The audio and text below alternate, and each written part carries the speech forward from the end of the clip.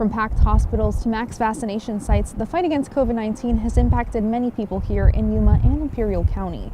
I spoke with healthcare workers who worked on the front lines, a nurse who turned into a patient, and those who ensure the lives lost are never forgotten.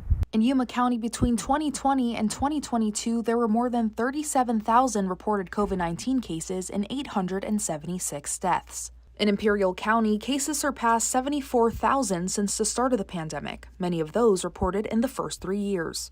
These numbers are more than statistics. Their lives impacted, families changed, and healthcare workers pushed to the brink. For the nurses and doctors who lived through the worst of the pandemic, the experience was nothing short of overwhelming. Some left the field altogether, while others fought through the physical and emotional strain to continue saving lives. We had a lot of nurses that couldn't handle the pressure of seeing this pandemic that hit everybody, and we were not mentally prepared to experience those changes and those conditions. At the height of the crisis, hospitals expanded their ICUs and adapted staffing models to manage overwhelming influx of patients. We overwhelmed the ICU, so we had 2 ICUs. We overwhelmed med-surg units, so we had to make 2 specific.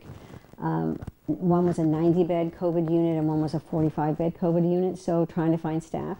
So we actually had to default back to different staffing models that we've used, some of us in the past. As the world searched for a way out of the pandemic, local health officials emphasized the power of vaccines. We have to keep in mind that vaccination is important. It's the one big measure that we promote for protection against any pathogen, any respiratory pathogens. And for those who lost loved ones, a memorial now stands at Onvita Health, a place for remembrance, healing, and hope. It's really what our staff and our first responders were doing during COVID, was building hope every day. And it should be a place of remembrance, a place of solace, and a place of hope. For Alfredo Gonzalez, an ICU nurse who fought at the front lines and later became a patient himself, the experience gave him a new appreciation for life. Now all I need is just a simple breath. Everything else is secondary.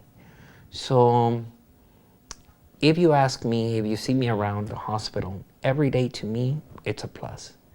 If I complain about anything, then I will be selfish because I can breathe. 5 years later, life has returned to a new normal, but for others, the impact is still being deeply felt. This memorial stands as a reminder of that journey, of the loss, resilience, and the lessons learned along the way.